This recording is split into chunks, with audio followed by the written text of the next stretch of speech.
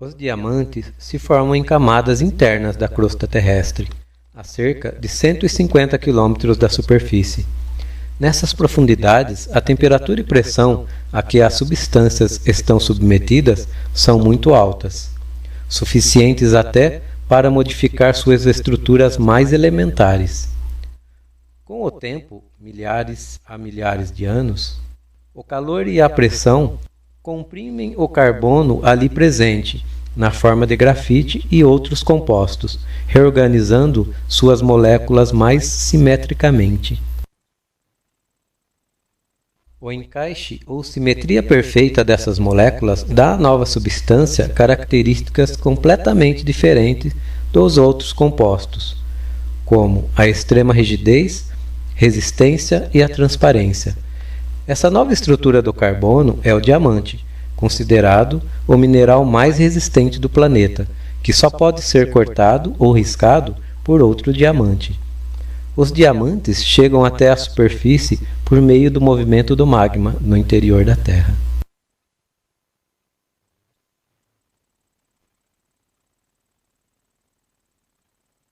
Nesses tempos, todos os modelos e bases fundamentais estão sendo remodeladas. No silêncio, Deus age por seu poder pacificador, vibrando em tudo que criou. O modelo e fonte de combustível se multiplicam entre a eólica, hidrogênio e energia solar.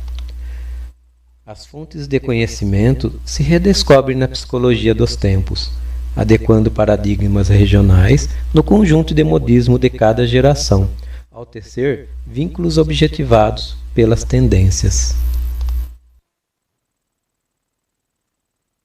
As religiões não se precipitam mais, sabendo que as pessoas estão abertas à verdade, pelo consciente amadurecido, o qual agarrará o mais eminente conhecimento que o aproxima de Deus.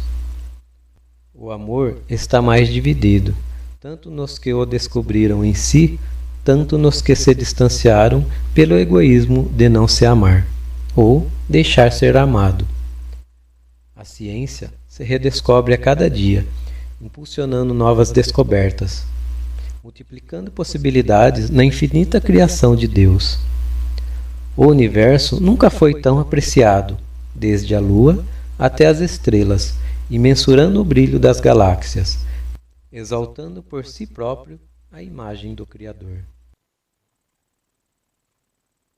Por fim, nossas próprias bases se convergem a outras, por todas essas mudanças, fundamentando a renovação, onde somente aquele que crê pode continuar no projeto da vida em moldes que virão, adequando-se em verdade ao amor exemplificado por Cristo, que nos preparou para as novas moradas que anunciou. Para tanto, reflita na sua missão, esmiuçando acontecimentos, nobres problemas, que são devidamente sinais, adequando em verdade sua alma a tais fatores. Magnizando por amor e continuidade a importância no preparo dos filhos, por suas mesmas missões. Atento que, dentro dessa semente, resplandece não sabemos mais se anjos ou construtores no caminho de todos, amparando, em conjunto, providência de Deus, dos meios em que cada um, individualmente, terá no seu encontro com Deus. Vivemos período justíssimo entre os tempos de ignorância e o despertar da sabedoria. De que lado você está? Vejo assim também meus filhos, os comparando a diamantes. Muitos pais querem dar aos filhos coisas ou sentimentos as quais não tiveram na infância. Mas o que não percebem pela individualidade de cada um, que essas necessidades fundamentais, por carência, têm um ângulo pessoal. Geralmente, necessitam de amparo e aprendizado nos vários aspectos da formação, das bases para a construção do ser. O equilíbrio à aquisição da boa personalidade se faz nos atributos adquiridos por um conjunto de predileções. A absorvidos pelo conhecimento, os quais a grande maioria é passada pelos pais. Por mais que intitulados ou comentados, o que esse fixa por realidade é o espelhamento pelo exemplo. Ao passar a informação correta, limpa e valiosa, você está formando um ser mais sólido e poderoso perante suas certezas. Por isso, cuidado como, quando e quanto passa de informação para seu filho.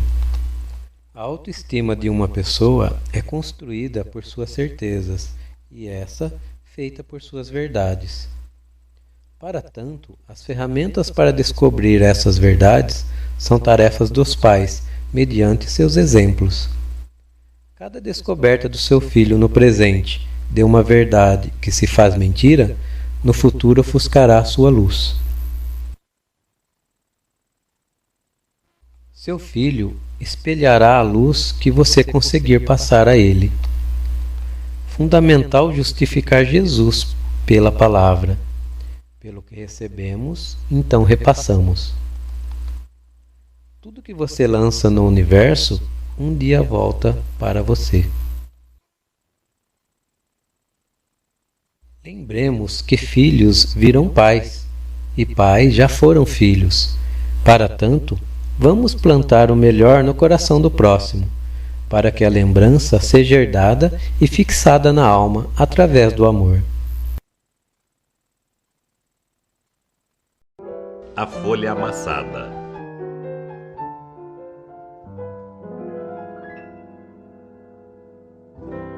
Quando criança, por causa de meu caráter impulsivo, tinha raiva, a menor provocação. Na maioria das vezes, depois de um desses incidentes, me sentia envergonhado e me esforçava por consolar a quem havia magoado.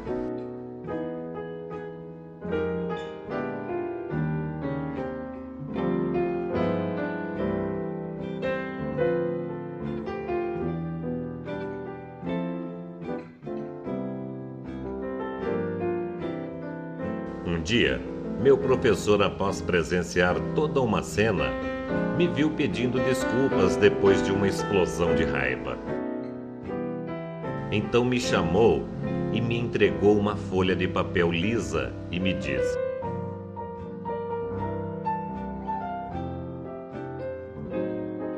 "Amasse-a." Com receio obedeci e fiz com ela uma bolinha. "Agora deixe-a como estava antes", voltou a dizer-me. É óbvio que não pude deixá-la como antes. Por mais que tentasse, o papel continuava cheio de pregas.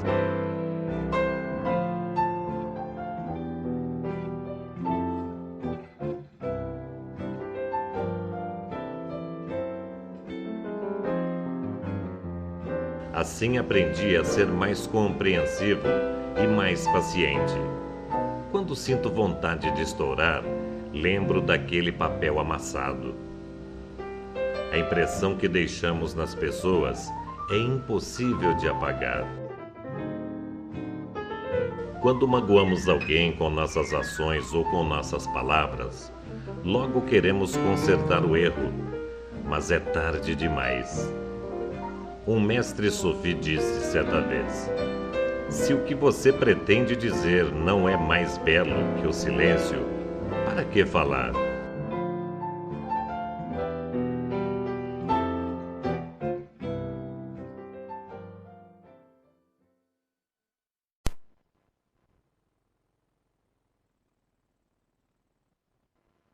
As pessoas esquecerão do que você disse, esquecerão do que você fez, mas nunca esquecerão do que você a fez sentir.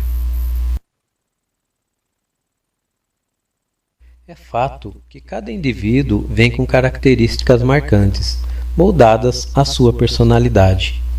Então, notoriamente, observam-se a estrutura pessoal de cada um, distinguidos nas afeições, distúrbios, afinidades pessoais.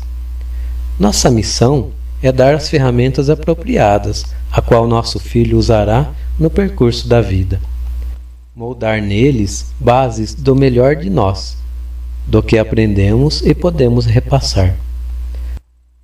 Tais atributos, em soma com as afinidades e as qualidades pessoais, que formarão o ser. As bases dos primeiros anos fundamentam o caráter e o físico de nossos filhos. Isso predominantemente até os 7 anos. Para a descoberta dos valores de cada um, é necessário o senso de justiça, aplicado ao filho, ora em correção, ora em premiação, balanceando valores até a distinção apropriada perante suas próprias decisões. Que recompensa terá por essa dedicação? Filhos lapidados, reluzentes, fortes e apreciados, valorosos e amados. O lar é território valioso para burilar as aptidões dos filhos. Adequá-lo, prepará-lo, fornecer nossa atenção em detalhes, dedicação, é nossa tarefa e nossa missão. Nossos filhos pedem regras. Sim, o tempo todo, na verdade, eles nos solicitam regras, e elas se transformam em amor e autossugestão, quando bem elaboradas e aplicadas, cumpridas e assimiladas, fazendo o filho sentir-se priorizado, amado e preenchido perante esse acompanhamento, o qual reflete a dedicação afetuosa dos pais. Filhos nos pedem regras, não por imposição, mas por aquisição. A sabedoria é saber se adequar no tempo certo, agir no tempo certo, amar no tempo certo, para colocar a regra no lugar certo. Tudo é espelho de tudo. Precisamos buscar na psicologia, na tecnologia, a adequação e o fator que agiliza e distribui tarefas, para organizar a vida e exemplificar os filhos os moldes que serão cobrados deles para seu propício futuro. 4 fatores importantes para interagir com nossos filhos: autoridade e respeito, compartilhar o tempo, renúncia e castigo, amor e sentimentos. Sem esses 4 fatores, a balança do prumo do filho não terá rumo nem direção certa e sólida. A falta de um deles será cobrada num futuro muito próximo. Vamos a elas. Autoridade e respeito são regras impostas por hierarquia, as quais somente poderão ser aplicadas e cobradas pelo exemplo próprio. Assim, tais atributos somente poderão ser repassados por assiduosa prática do exemplo, como religiosidade, ética, psicologia, respeito a si e ao próximo, restringindo ou resgatando valores conforme a vivência doada aos filhos pelo exemplo aplicado aos fatores devidos. Compartilhar o tempo resulta na doação de valorizar o lar, a vida e a amizade, vínculos que antecedem princípios entre pais e filhos, correntes, que os une por elos de qualidade, não quantidade, pelo tempo oferecido de um para outro, resultando na amizade e confiança, que perdurará pelos tempos, enquanto o amor oferecido pela dedicação estiver marcado ainda. Renúncia e castigo são formas de mostrar seu amor, na aplicação da verdade, a qual fornecerá aos filhos correção, nem sempre apreciada aos olhos no momento, mas necessária e com certeza de reconhecimento no futuro. Renúncia quer dizer nem sempre fazer o que o coração quer, mas o que a consciência indica como prumo certo para a excelente formação do filho. O castigo vem como forma de fixar na mente deles, a ser analisada pela consciência, o limite e consequências do ato delituoso. Tal recurso dá entre pais e filhos o equilíbrio perfeito da paz pelo feito correto, quanto ao dever cumprido, fixando na consciência de cada um a paz, pela responsabilidade aplicada em momento certo perante a renúncia e o castigo. O amor e sentimentos serão o resultado das aplicações dos recursos acima citados, da imposição efetuada e seus efeitos. O resultado dessa ação fará com que a consciência acuse a aproximação entre as partes pela preocupação consciente, impulsionada pelo amor, marcando o princípio de preservação. Então, em momento propício, selarão pai e filho, olhando nos olhos o valor dessa dedicação, por uma palavra necessariamente formalizada. Dizer: filho, fiz isso porque te amo. Não há forma maior de cobrarmos alguém senão pelo exemplo. Quando fixamos nossas bases em conduta bem direcionada, com o tempo essa aplicação se transforma em ferramenta poderosa a persuadir nossos filhos. Mesmo que eles não valorizem no momento, pode apostar que ainda assim resplandece na consciência como tesouro apreciável. O ego não consegue aceitar por confronto de valores ou apego, fator que o tempo se incumbirá de resolver. No entanto, a oferta de maus exemplos desarmará qualquer pai perante o bem oferecido ao filho, nas suas repulsas pelas escolhas igualadas do pai. Por isso afirmo aqui, que somente as buscas pelo digno, apreciável e virtuoso, vivido anteriormente pelos pais, podem ofertar em continuidade o melhor ao filho, sedento de conhecimentos e sentimentos, a compartilhar com quem o coração escolheu para tal caminhada, no sentido melhor da vida. Esperar o tempo certo de agir é sabedoria que multiplicará os resultados.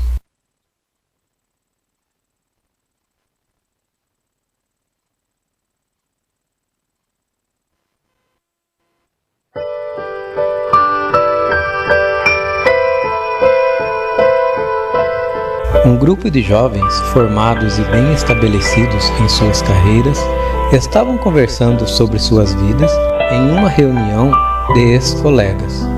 Então decidiram que visitariam um velho professor do tempo de faculdade, agora aposentado, e que fora sempre uma inspiração para eles. Durante a visita, o bate-papo se transformou em reclamação sobre o estresse e seus trabalhos, vidas e relacionamentos. Ao oferecer chocolate quente a seus visitantes, o professor foi na cozinha e retornou com uma jarra cheia de bebida e com uma variedade grande de canecos. Alguns deles eram de porcelana, outros de vidro, outros de cristal, uns simples, outros bem caros e bonitos, e outros bem feios.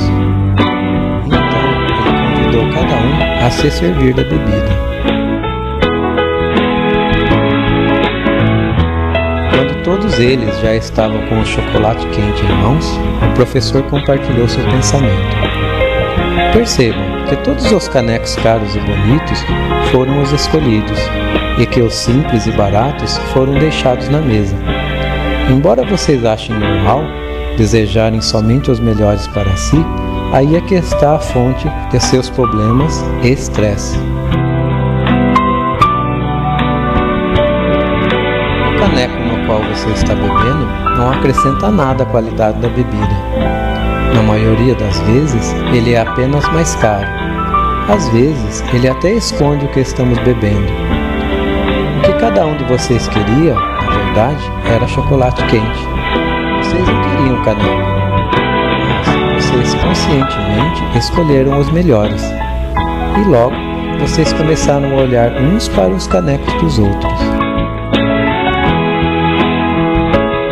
Agora, amigos, por favor, considerem o seguinte: a vida é o chocolate quente. Seus empregos, seu dinheiro, sua posição na sociedade são os canecos. Eles são apenas ferramentas que fazem parte da vida. Os canecos que vocês têm em mãos não definem nem mudam a qualidade de vida que vocês vivem. Às vezes, ao concentrarmos somente no caneco, deixamos de saborear o chocolate quente que Deus tem nos ofertado. Lembrem-se sempre disto. Deus promove o chocolate. Ele não escolhe o caneco. As pessoas mais felizes não são as que têm o melhor de tudo, mas simplesmente as que fazem o melhor de tudo que têm. Viva simplesmente, ame generosamente, cuide-se imensamente e fale bondosamente.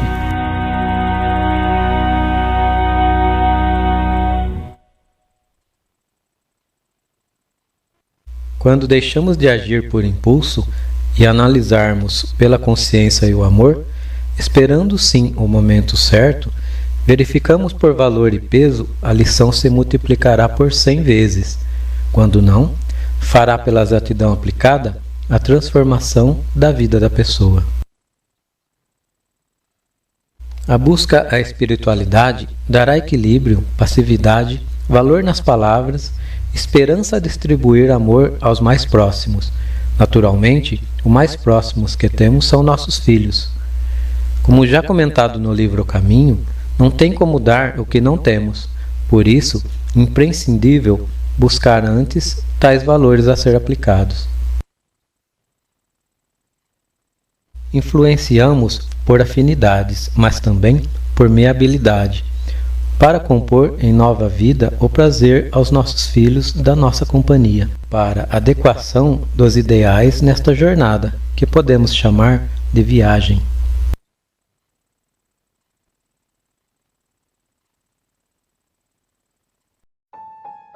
Riqueza e pobreza.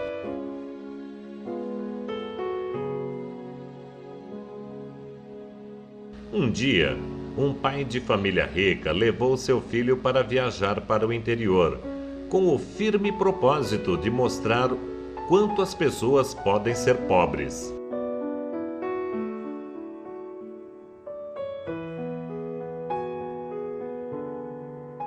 Eles passaram um dia e uma noite na fazenda de uma família muito pobre.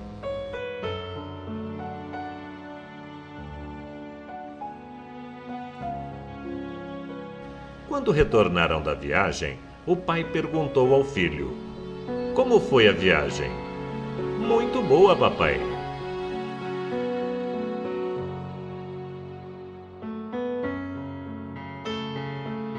"Você viu como as pessoas pobres podem ser?" O pai perguntou. "Sim." "E o que você aprendeu?" O pai perguntou. O filho respondeu.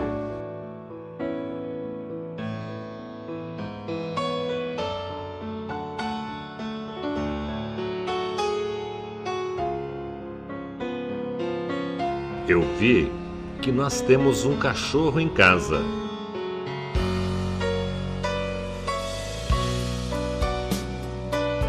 E eles têm 9.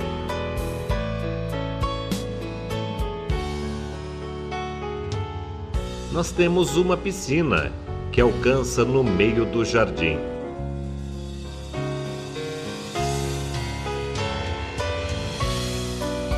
Eles têm um riacho que não tem fim.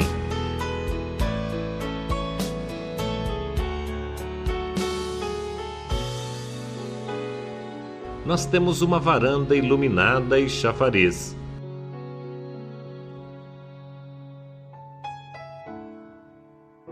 Eles têm as estrelas e a lua.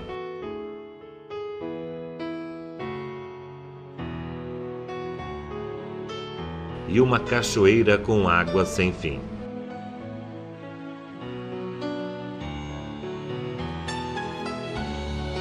Nosso quintal vai até o portão de entrada.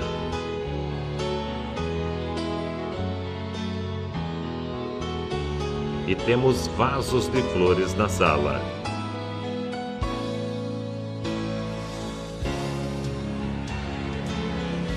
Eles têm uma floresta inteira.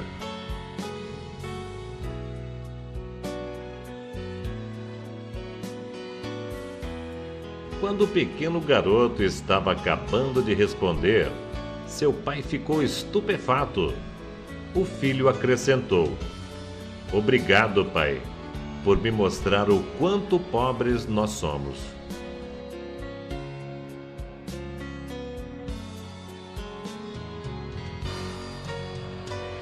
Moral da história: tudo o que temos depende da maneira como olhamos para as coisas. Se temos amor, amigos, saúde, bom humor e atitudes positivas para com a vida, temos tudo. Se somos pobres de espírito, não temos nada.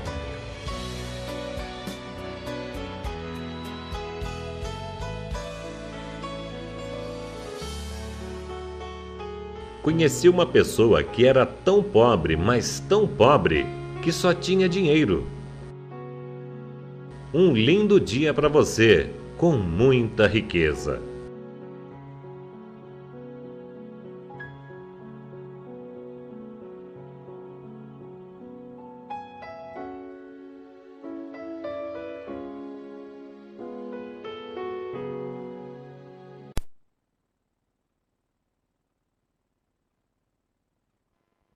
Ao repararmos a vida por seus sinais, aprendemos a ler cada coração sem precisar dizer uma só palavra. O que forma a personalidade de nossos filhos são suas certezas, e essa é a aquisição por discernimento apropriada a etapas e barreiras a serem ultrapassadas pelos filhos queridos. Para que a personalidade seja bem construída, ela tem que vir por bases fortes e calçadas por parâmetros oriundos de fontes estáveis ou eternas. O que nossos filhos nos pedem é muito pouco, atenção em qualidade e não quantidade, para sentir-se seguros no amor e valorizados na vida.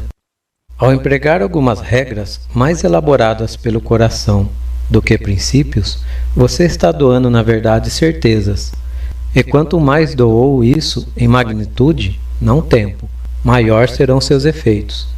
Para isso, reforço, somente podemos doar o que temos e oferecer o que recebemos em princípio e verdade. Para tanto, necessário buscar no melhor da vida, adequados perante princípios verdadeiros e fundamentados na verdade divina.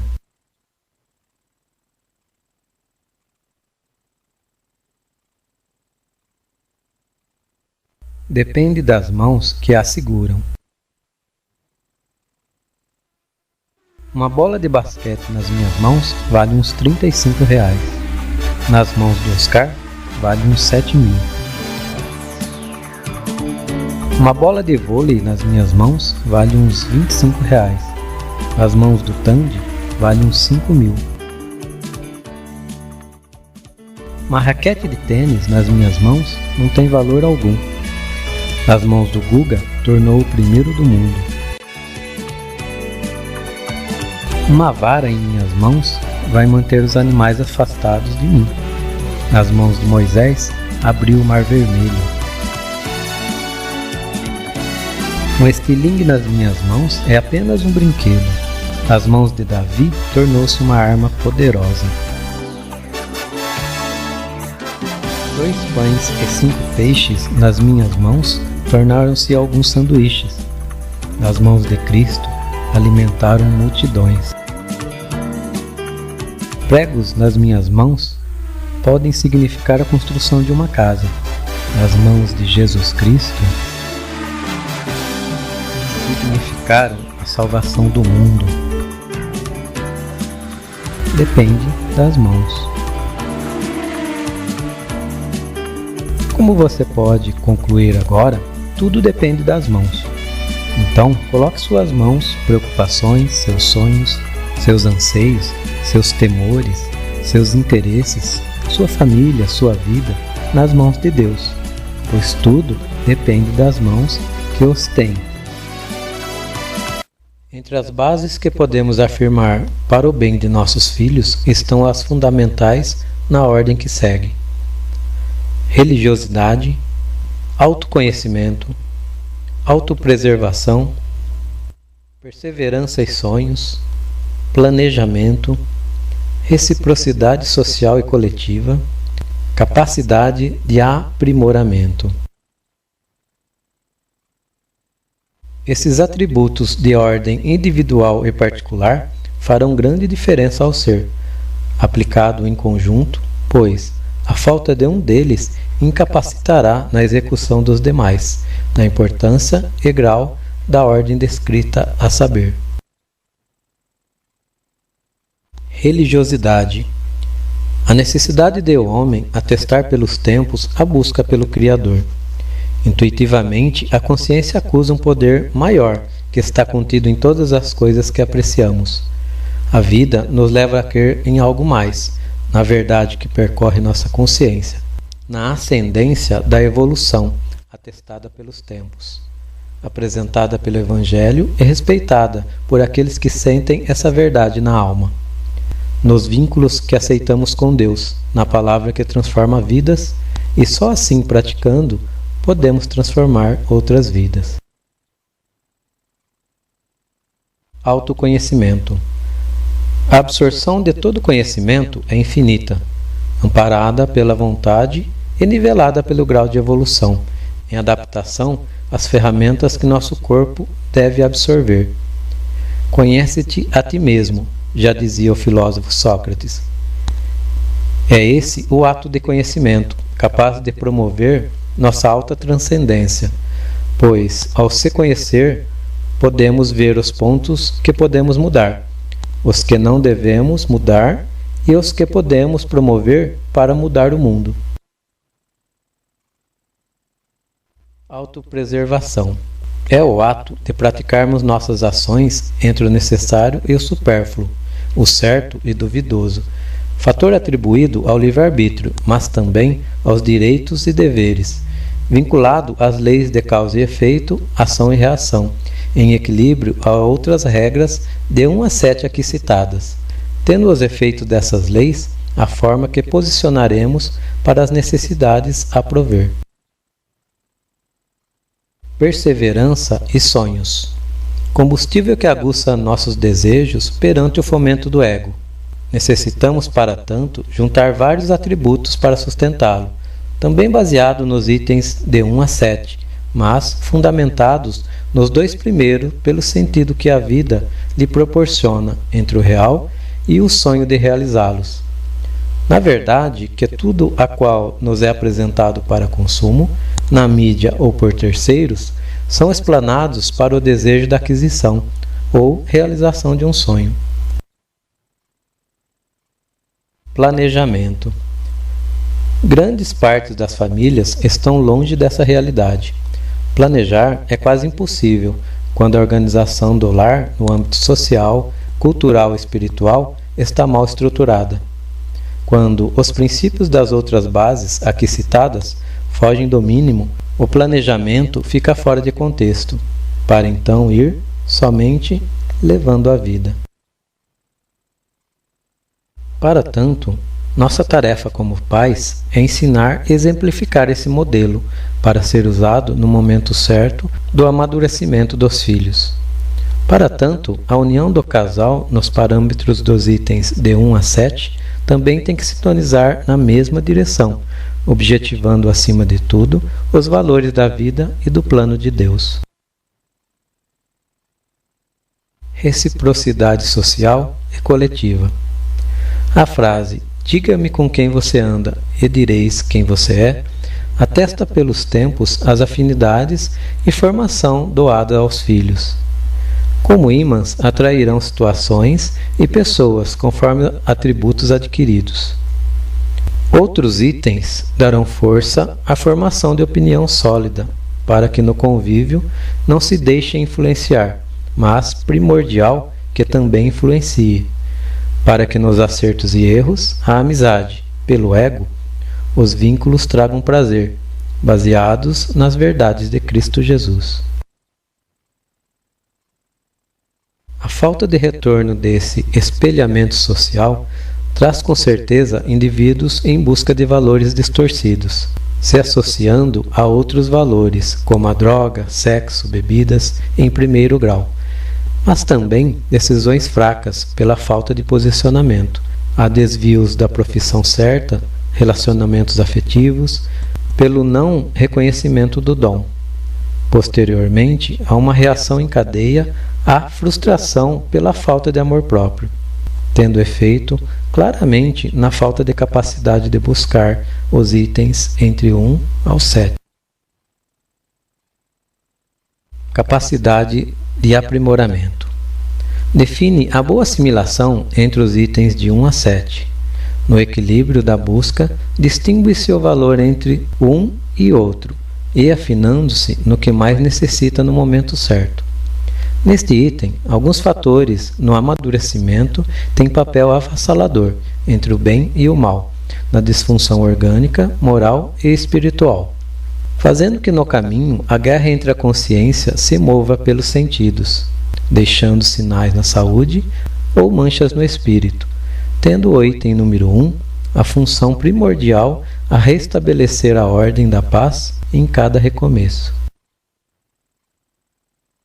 Atestando a capacidade de perdão, do amor e da paz, da esperança e da fé, como ferramentas metamórficas na busca pela verdade, no valioso e digno, na luta da perseverança da consciência.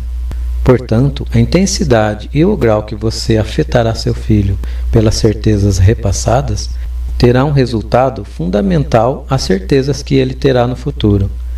Certo que o combustível que suprirá seus dias nessa certeza se chama amor. Lembre-se, um diamante só pode ser lapidado por outro diamante, por ser o mineral mais duro do planeta. Então, tudo se compara em continuidade na sabedoria divina. Assim também, para lapidar filhos, somente terá resultados por pais lapidados. Parabenizar é dar energia à luz. Criticar é apagar sua luz. Orientar é ensinar a manter por si a luz.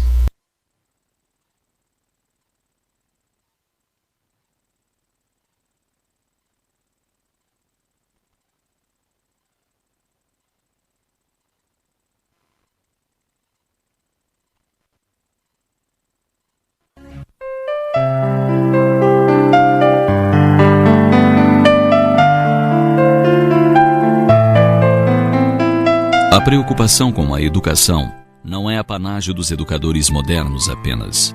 Em 1828, o professor Rivail, diretor da Escola da Academia de Paris, França, e membro de diversas sociedades científicas, escreveu um opúsculo intitulado Plano Proposto para a Melhoria da Educação Pública.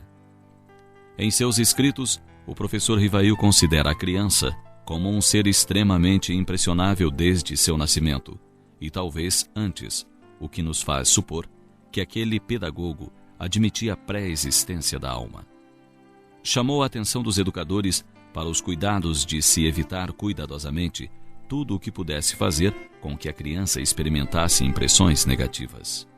Não considerava como más impressões apenas o exemplo do vício, os maus conselhos ou as conversações pouco adequadas, mas alertou sobre um grande número de outras sutilezas que exercem uma influência frequentemente mais perniciosa do que o triste espetáculo do vício. E nessas sutilezas incluiu a fraqueza dos pais e a rigidez demasiada dos mestres. Quando cedemos, por exemplo, às suas importunações, quando toleramos seus defeitos sob vãos pretextos, quando nos submetemos aos seus caprichos, enfim, quando deixamos a criança perceber que somos vítimas de suas artimanhas. Ou ainda, quando não buscamos saber o móvel das suas ações e tomamos defeitos ou germes de vícios por qualidades, o que ocorre frequentemente. Quando não consideramos as circunstâncias sutis que podem modificar tal ou qual ação da criança, ou quando não levamos em conta as nuances de seu caráter. Tudo isso faz com que a criança experimente impressões que podem se constituir em fonte de vícios graves. Um sorriso, quando seria preciso ser sério. Uma fraqueza, quando seria preciso ser firme. A severidade, quando seria preciso a doçura. Uma palavra sem pensar, enfim, bastam às vezes para produzir uma impressão e fazer germinar um vício. Que acontecerá então, quando essas impressões forem ressentidas desde o berço e comumente durante toda a infância? As punições também constituem um triste capítulo na história da educação da infância, podendo contribuir com grande parte dos defeitos e vícios. Frequentemente muito severas ou infligidas com parcialidade e no momento de mau humor, elas irritam a criança em vez de convencê-la. Quantas artimanhas, quantos meios de desvio, quantas fraudes ela não emprega para as evitar. É assim que se joga nelas as sementes da má-fé e da hipocrisia, e este é, muitas vezes, o único resultado que se obtém. A criança irritada, ao invés de persuadida, se submete à força. Nada lhe prova que ela agiu mal. Ela sabe apenas que não agiu conforme a vontade do mestre. E esta vontade, ela a considera não como justa e razoável, mas como um capricho e uma tirania. Pensando um pouco sobre essas questões, chegaremos à conclusão de que devemos estabelecer laços de afeto e confiança recíprocos entre nós e nossos educandos, para que a educação seja totalmente baseada na superioridade moral e na persuasão, e não na força física.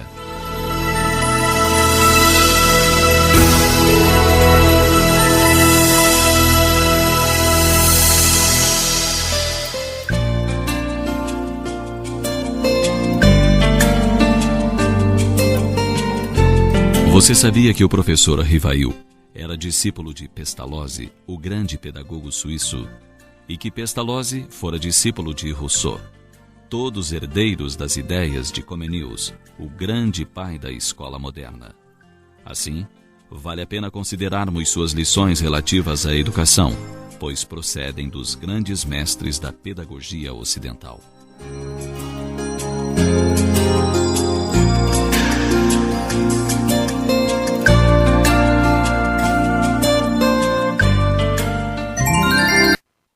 Cada país ou região do globo fixam raízes fundamentadas na educação e formação dos filhos, baseados na cultura e necessidades espelhadas no passado, entre história e calamidades que fizeram as nações replanejar suas identidades. Glória, honra, patriotismo, cultuísmo são normas a serem seguidas de acordo com essas tendências e moralidade, conforme os princípios fixados nas raízes de cada um pelo cultivo de si.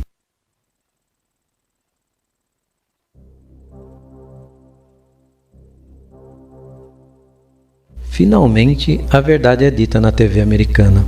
A filha de Billy Graham estava sendo entrevistada no reality show e Jane Gleason perguntou a ela: como é que Deus teria permitido algo horroroso assim acontecer no dia 11 de setembro? Anne Graham deu uma resposta profunda e sábia.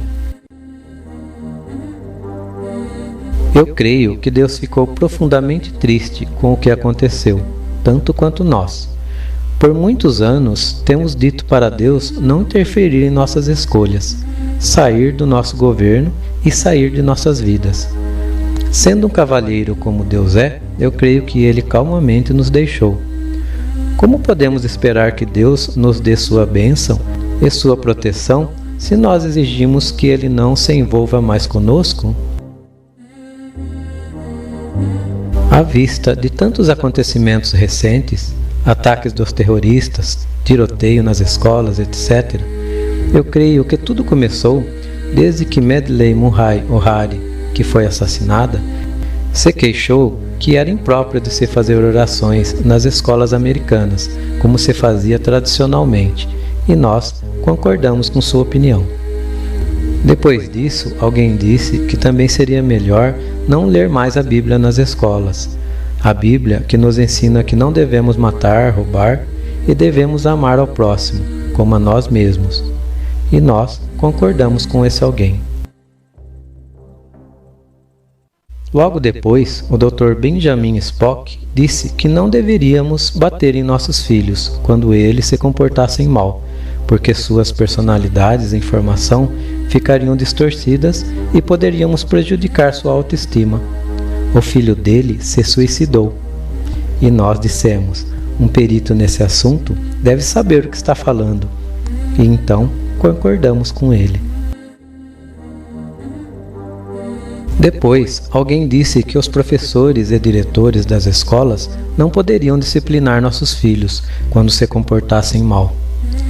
Então, foi decidido que nenhum professor poderia disciplinar os alunos. Há diferença entre disciplinar e tocar. Aí, alguém sugeriu que deveríamos deixar que nossas filhas fizessem aborto, se elas assim o quisessem. E nós aceitamos sem ao menos questionar. Então foi dito que deveríamos dar a nossos filhos tantas camisinhas quanto eles quisessem, para que eles pudessem se divertir à vontade. E nós dissemos, está bem. Então alguém sugeriu que imprimíssemos revistas com pornografia de mulheres nuas e disséssemos que isso é uma coisa sadia e uma apreciação natural do corpo feminino. E nós dissemos, está bem, esta é uma democracia, eles têm o direito de ter liberdade de se expressar e fazer isso. Depois, uma outra pessoa levou isso um passo mais adiante e publicou fotos de crianças nuas e foi mais além ainda, colocando-as à disposição na internet. Agora, nós estamos nos perguntando por que nossos filhos não têm consciência e por que não sabem distinguir o bem e o mal, o certo e o errado.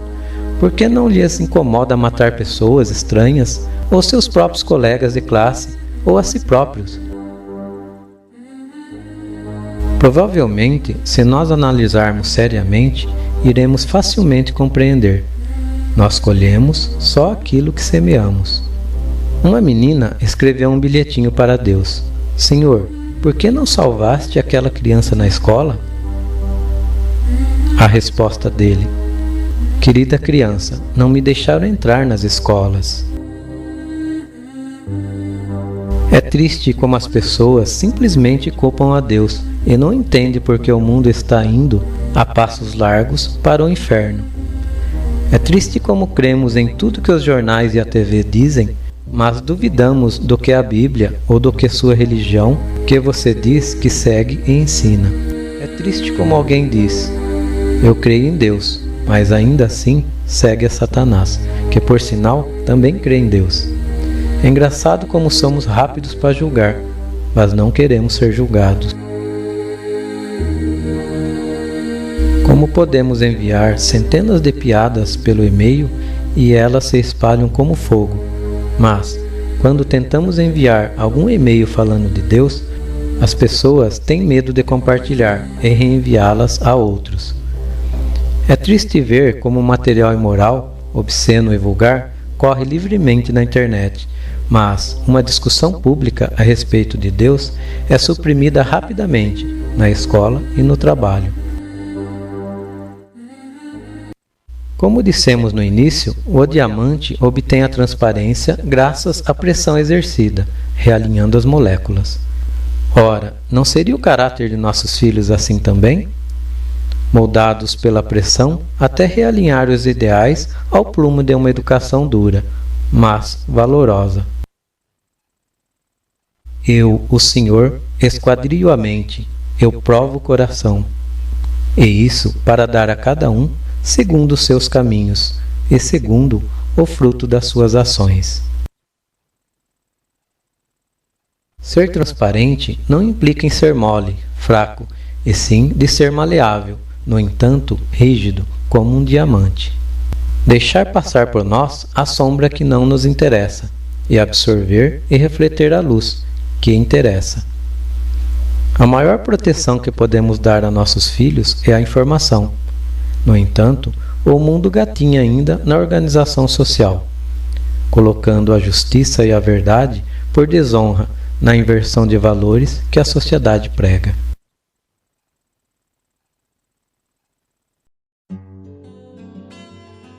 Os três crivos.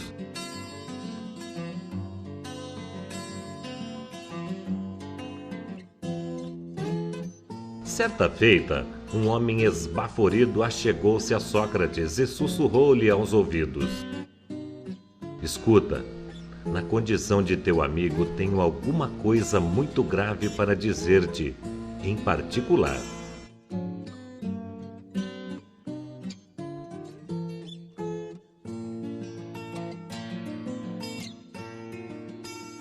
Espera, ajuntou o sábio prudente. Já passaste o que me vais dizer pelos 3 crivos? 3 crivos? Perguntou o visitante espantado.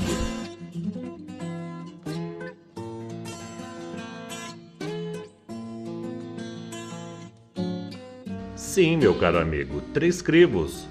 Observamos se tua confidência passou por eles. O primeiro é o crivo da verdade. Guardas absoluta certeza quanto àquilo que pretendes comunicar? Bem, ponderou o interlocutor, assegurar mesmo não posso, mas ouvi dizer e então...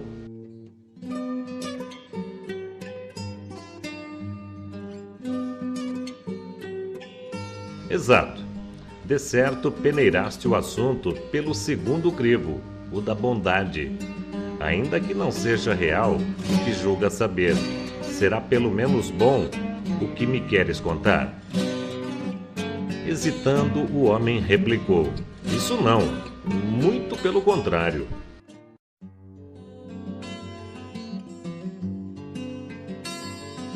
Ah, tornou o sábio. Então recorramos ao terceiro crivo, o da utilidade, e notemos o proveito do que tanto te aflige. Útil? Aduziu o visitante ainda agitado. Útil não é...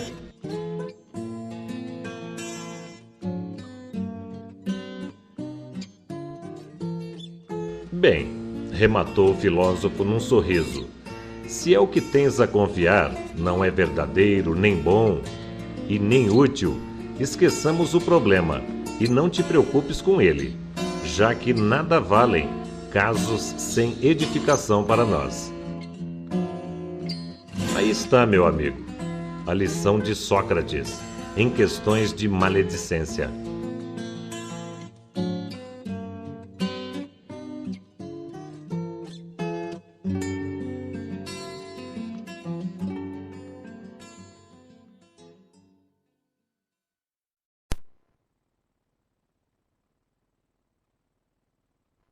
Compartilhar é a palavra primordial para dar sentido a todas as outras em nossas vidas.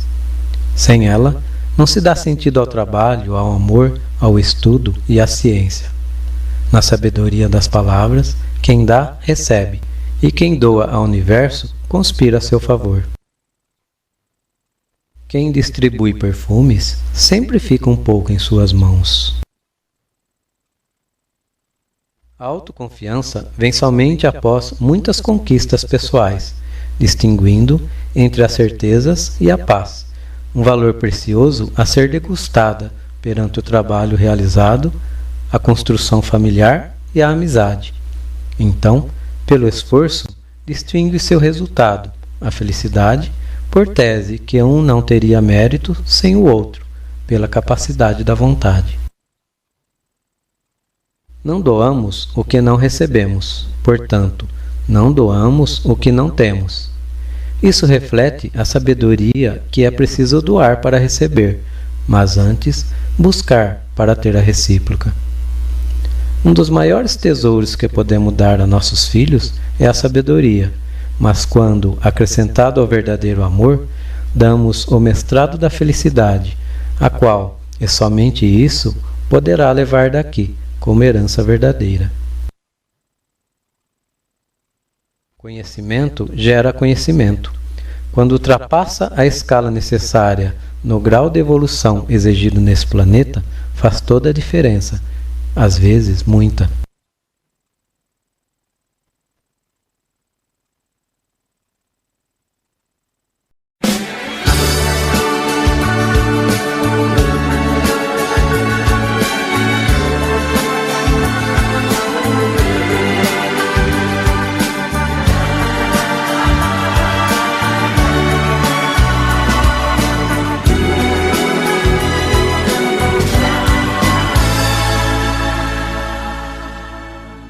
Um dia, quando os meus filhos forem crescidos o suficiente para entender a lógica que motiva os pais e mães, eu hei de dizer-lhes: Eu amei-os o suficiente para ter perguntado aonde vão, com quem vão e a que horas regressarão. Eu amei-os o suficiente para não ter ficado em silêncio e fazer com que vocês soubessem que aquele novo amigo não era boa companhia.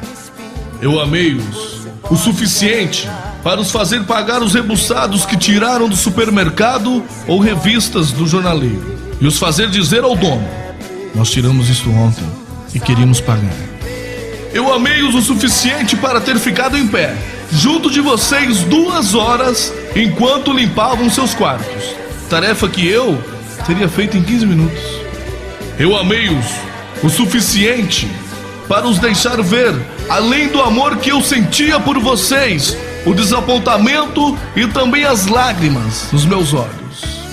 Eu amei-os o suficiente para os deixar assumir a responsabilidade das vossas ações, mesmo quando as penalidades eram tão duras que me partiam o coração. Mais do que tudo, eu amei-os o suficiente para lhes dizer não, quando eu sabia que vocês poderiam me odiar por isso. Em alguns momentos, até odiar. Estas eram as mais difíceis batalhas de todas. Estou contente, venci, porque no final, vocês venceram também. E qualquer dia, quando os meus netos forem crescidos o suficiente para entender a lógica que motiva os pais e mães, quando eles lhes perguntarem se os seus pais eram maus, os meus filhos vão lhes dizer: sim, os nossos pais eram maus. Eram os piores do mundo. As outras crianças comiam doces no café e nós só tínhamos que comer cereais, ovos, torradas e queijos. As outras crianças bebiam refrigerante, comiam batatas fritas e sorvetes ao almoço. E nós tínhamos que comer arroz, feijão, carne, legumes e frutas. Nossos pais tinham que saber quem eram os nossos amigos e o que fazíamos quando estávamos com eles. Insistiam que lhe disséssemos com quem íamos sair, mesmo que demorássemos apenas 1 hora ou menos. Nossos pais insistiam sempre conosco para que lhe disséssemos sempre a verdade e apenas a verdade.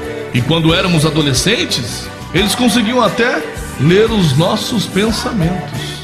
A nossa vida era mesmo muito chata. Nossos pais não deixavam os nossos amigos tocarem a buzina para que saíssemos. Tinham que subir, bater a porta para que os nossos pais os conhecessem.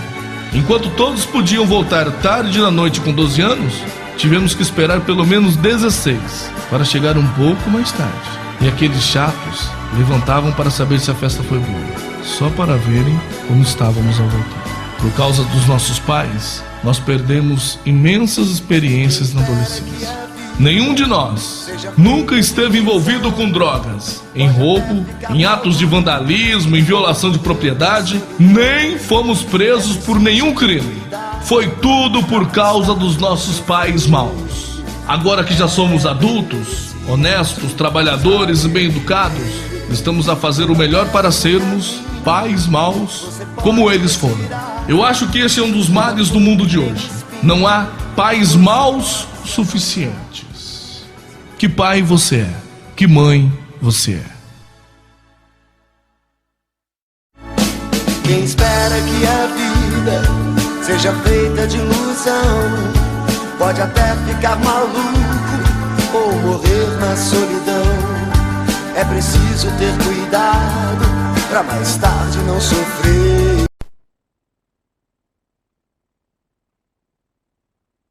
Enfrentar é a palavra que motiva, busca do ego.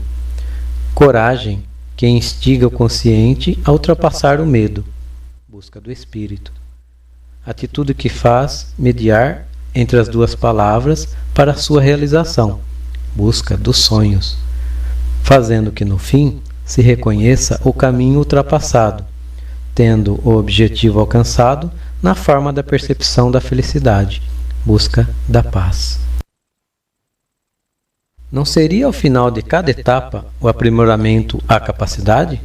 Por honra e reconhecimento do valor encontrado em cada problema, solucionado a valorização das coisas e das pessoas?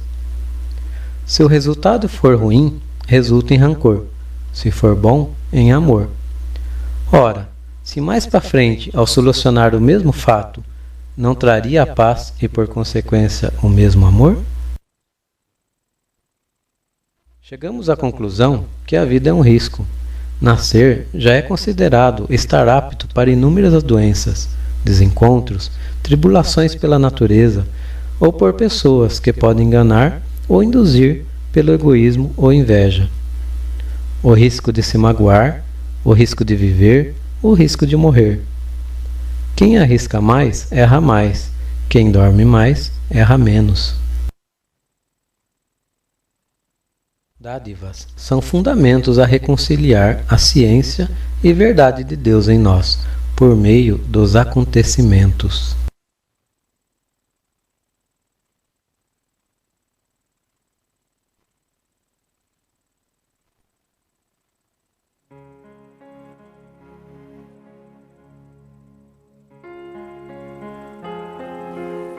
Tempos atrás, eu era vizinho de um médico, cujo hobby era plantar árvores no enorme quintal da sua casa. Às vezes, observava na minha janela o seu esforço para plantar árvores e mais árvores, todos os dias. O que mais chamava a atenção, entretanto, era o fato que ele jamais regava as mudas que plantava. Passei a notar, depois de algum tempo, que suas árvores estavam demorando muito para crescer. Certo dia, resolvi então aproximar-me do médico e perguntei se ele não tinha receio de que as árvores não crescessem, pois percebia que ele nunca as regava. Foi quando, com um ar orgulhoso, ele me descreveu sua fantástica teoria. Disse-me que, se regasse suas plantas, as raízes se acomodariam na superfície e ficariam sempre esperando pela água mais fácil, vinda de cima. Como ele não as regava, as árvores demorariam mais para crescer, mas suas raízes tenderiam a migrar para o fundo, em busca da água e das várias fontes nutrientes encontradas nas camadas mais inferiores do solo. Essa foi a única conversa que tive com aquele meu vizinho. Logo depois, fui morar em outro país e nunca mais o encontrei. Vários anos depois, ao retornar do exterior, fui dar uma olhada na minha antiga residência. Ao aproximar-me, notei um bosque que não havia antes. Meu antigo vizinho havia realizado seu sonho. Curioso é que aquele era um dia de um vento muito forte e gelado, em que as árvores da rua estavam arqueadas, como se não estivessem resistindo ao rigor do inverno. Entretanto, ao aproximar-me do quintal do médico, notei como estavam sólidas as suas árvores. Praticamente não se moviam, resistindo implacavelmente àquela ventania toda. Efeito curioso, pensei eu. As adversidades pela qual aquelas árvores tinham passado, levando palmadelas e tendo sido privadas de água, parecia tê-las beneficiado de algum modo. Coisa que o conforto de tratamento mais fácil jamais conseguiriam fazer. Todas as noites, antes de ir deitar-me, dou sempre uma olhada em meus filhos. Debruço-me sobre suas camas e observo como têm crescido. Frequentemente, oro por eles. Na maioria das vezes, peço para que suas vidas sejam fáceis. Meu Deus, livre meus filhos de todas as dificuldades e agressões desse mundo. Tenho pensado, entretanto, que é hora de alterar minhas orações. Essa mudança tem a ver com o fato de que é inevitável que os ventos gelados e fortes nos atinjam e aos nossos filhos. Sei que eles encontrarão inúmeros problemas e que, portanto, minhas orações para que as dificuldades não ocorram têm sido ingênuas demais. Sempre haverá uma tempestade ocorrendo em algum lugar. Portanto, pretendo mudar minhas orações. Farei isso porque, nós queiramos ou não, a vida não é muito fácil. Ao contrário do que tenho feito, passarei a orar para que meus filhos cresçam com raízes profundas, de tal forma que possam retirar energia das melhores fontes, das mais divinas, que se encontram nos locais mais remotos. Oramos demais para termos facilidades, mas na verdade o que precisamos fazer é pedir para desenvolver raízes fortes e profundas. De tal modo que quando as tempestades chegarem e os ventos gelados soprarem, resistamos bravamente, ao invés de sermos subjugados e varridos para longe.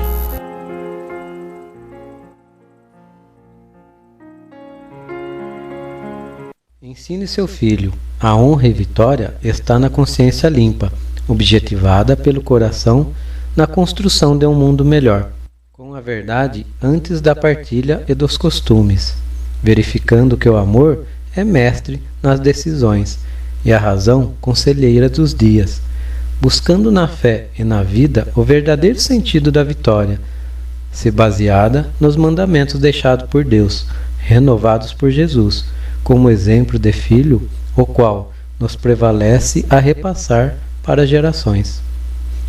Na certeza que o diamante mal pode ser riscado quando esse é verdadeiro. Nascemos e passamos por tudo num processo de descobertas, uns mais suaves, outros mais difíceis, vinculado às necessidades perante o restabelecer dos dons e inclinações adjacentes.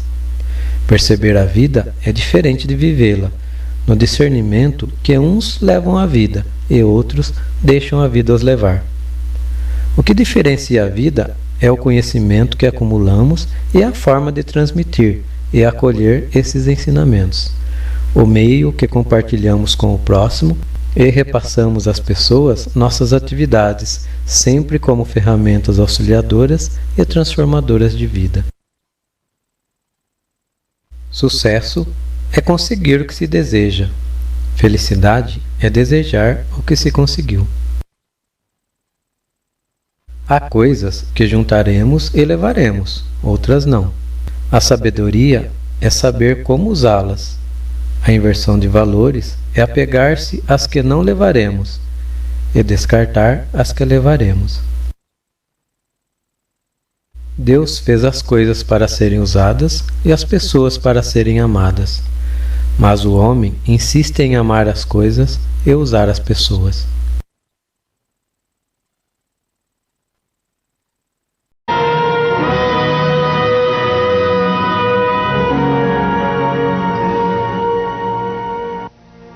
Bem-aventurados os que têm fome e sede de justiça, porque serão saciados. Bem-aventurados os misericordiosos, porque eles obterão misericórdia. Bem-aventurados os puros de coração, pois eles verão a Deus. Bem-aventurados os pacificadores, porque serão chamados de filhos de Deus. Bem-aventurados os que são perseguidos por buscarem a verdade, porque deles será o reino dos céus. Bem-aventurados vocês, pelas pessoas abusarem de vocês, por falarem todos os tipos de calúnia contra vocês por minha causa. Alegrai-vos e exaltai, pois sua recompensa nos céus será grande, como foi a dos profetas perseguidos antes de vocês.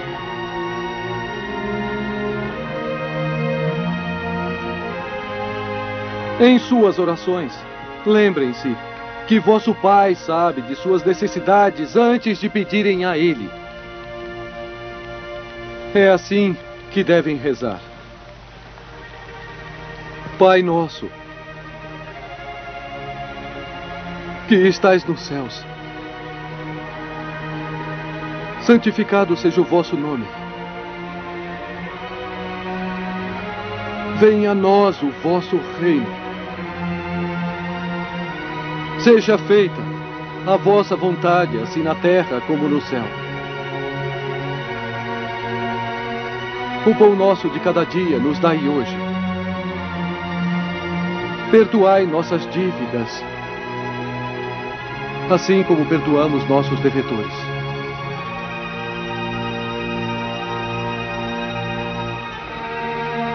Não nos deixei cair em tentação,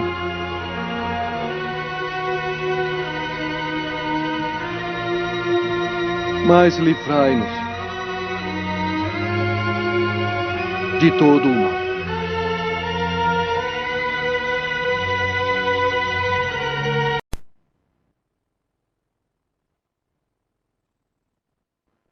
O sabor da vida está no fato de espelhar nossa luz, o mais transparente possível, irradiar no próximo para que ele também o faça, ao invés de querer a luz somente para si, esgotando assim a fonte eterna na improbabilidade da renovação. Já disse Jesus: assim resplandeça a vossa luz diante dos homens, para que vejam as vossas obras e glorifiquem vosso Pai, que está nos céus.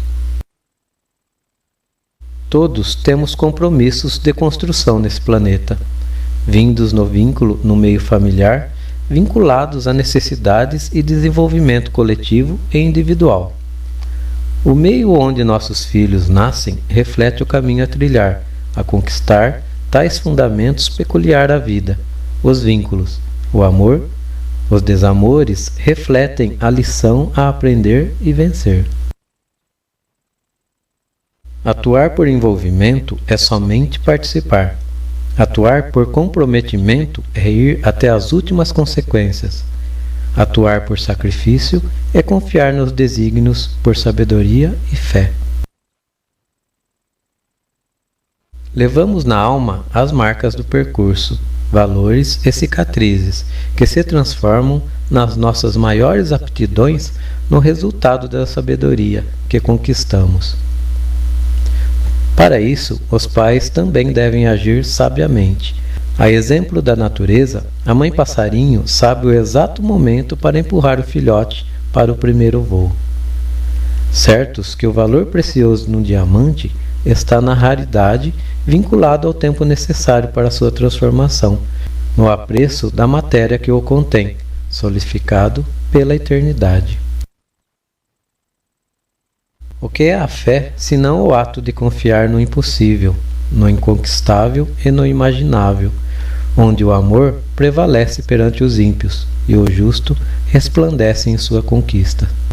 Saber que cada acontecimento é muito mais do que um ato isolado, pois traz invisíveis ajustes incompreensíveis à consciência, mas necessários à alma, abrangendo resultados maiores que nossa faculdade consegue distinguir. No entanto, aprimoramentos perfeitos providenciados para o nosso bem, evolução e compartilhamento entre dádivas e doação perante os próximos e parentes. Para tanto, se não nos ajustarmos antes na presença de Deus, nos adequando ao amor, à esperança, e à esperança, à fé, pelas leis divinas.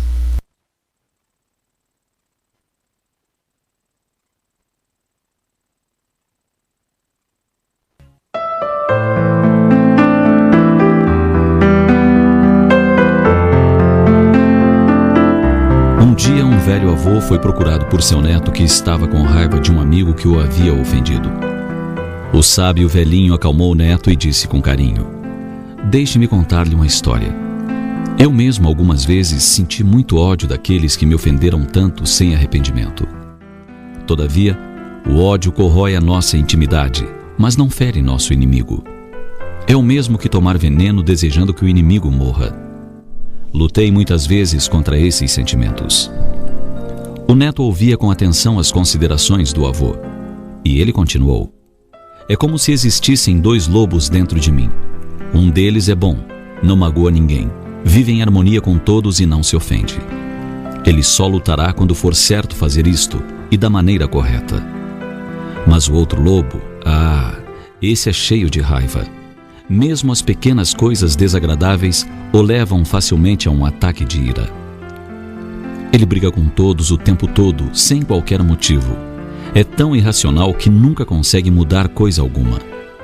Algumas vezes é difícil de conviver com estes dois lobos dentro de mim, pois ambos tentam dominar meu espírito. O garoto olhou intensamente nos olhos de seu avô e perguntou: e qual deles vence, vovô? O avô sorriu e respondeu baixinho: aquele que eu alimento mais frequentemente. A figura do lobo é significativa, uma vez que representa o grau de animalidade que ainda rege as nossas ações. Enquanto o ser humano não desenvolver todas as virtudes que o elevarão à categoria de espírito superior, sempre haverá em sua intimidade um pouco dos irracionais. E essa luta interna é que irá definindo o nosso amanhã, de acordo com o lado que mais alimentamos. Por vezes, um simples ato impensado, uma simples ação infeliz, pode nos trazer consequências amargas por longo tempo. Paulo, o grande apóstolo do cristianismo, identificou muito bem essa luta íntima quando disse: o bem que eu quero, esse eu não faço, mas o mal que não quero, esse eu faço. Indignado por algumas vezes ainda ser dominado pelo homem velho em prejuízo do homem novo que desejava ser, Paulo desabafou e nos deixou esta grande lição: é preciso perseverar. É preciso deixar que esse lobo sedento de vingança e obcecado pela ira, que ainda encontra vitalidade em nosso íntimo, não receba alimento e desapareça de vez por todas, cedendo lugar ao homem moralmente renovado que desejamos ser. Agindo dessa maneira, poderemos um dia, não muito distante, dizer como o próprio apóstolo Paulo disse, depois de vencer a si mesmo: já não sou eu quem vive, é o Cristo que vive em mim. Mas para que cheguemos a esse ponto, temos que travar muitas batalhas internas a fim de fazer com que os ensinamentos e os exemplos de Jesus, o Mestre por excelência, façam sentido para nós, a ponto de se constituírem força motriz a impulsionar os nossos pensamentos e atos.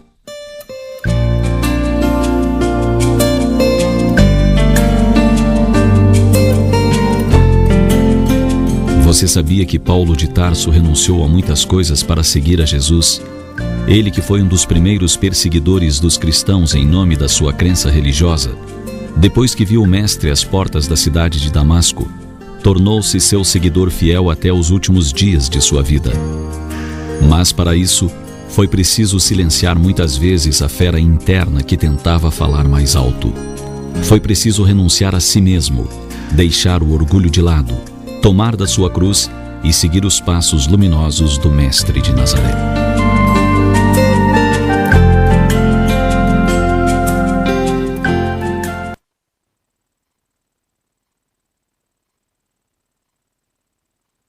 Tais atributos formam a personalidade e bases, por construção de níveis delineadores por opção da ética.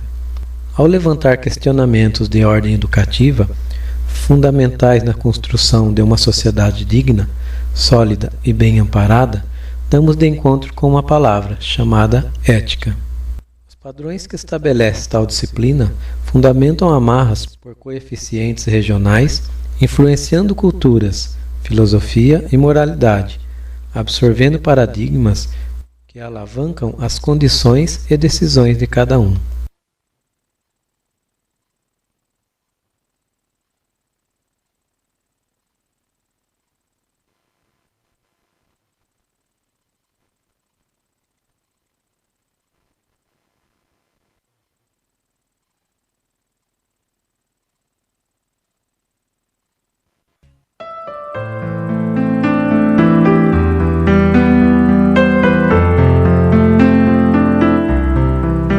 Você já pensou no que faria se alguém tentasse invadir ou roubar os bens materiais que lhe pertencem?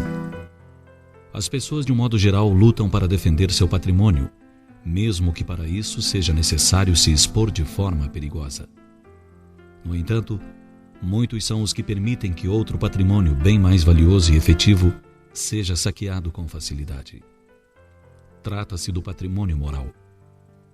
Enquanto os bens materiais não nos pertencem de fato, pois a qualquer momento podemos deixá-los aos herdeiros por ocasião da morte ou perder por um motivo qualquer, o patrimônio moral é o único tesouro que realmente nos pertence. Mas de que forma nosso patrimônio moral pode ser dilapidado?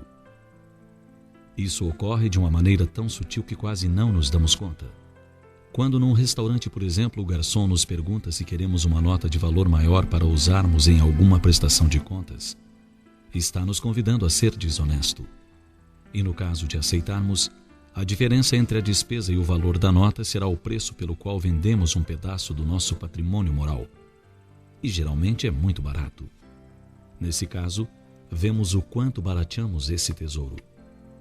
Outro exemplo é quando tentamos substituir uma multa qualquer, seja fiscal ou de trânsito, por uma propina. Nesse caso, não somente estamos empobrecendo nosso patrimônio moral, como também sugerindo o mesmo ao profissional que nos autua. Quando arranjamos um atestado médico falso para justificar uma falta ao trabalho, estamos dilapidando nosso tesouro moral. Quando fazemos uma compra e o caixa se engana, dando-nos o troco a maior, e não devolvemos essa quantia, ficamos um pouco mais pobres moralmente. Quando o comerciante adultera a balança ou a mercadoria para vender menos e cobrar mais, está desvalorizando seu patrimônio real. Quando o eleitor empenha seu voto em troca de um benefício qualquer, está comercializando seu bem mais precioso. Isso sem falar naqueles que se utilizam de bens ou valores de terceiros ou do erário público para saquear a moral alheia. Nesse caso, ficam ainda mais empobrecidos moralmente, pois desconsideram a confiança que lhes foi depositada. Enfim, são tantas as maneiras de vender ou desperdiçar nosso patrimônio moral que é preciso ficar atento para não nos tornarmos mendigos morais em pouco tempo. Como podemos perceber, o cuidado com os bens materiais é válido, mas não podemos deixar de preservar o patrimônio moral, o único que poderemos levar conosco pela eternidade afora. Era a esse tesouro que Jesus se referia, dizendo que nem a traça nem a ferrugem consomem, e ladrão nenhum pode roubar.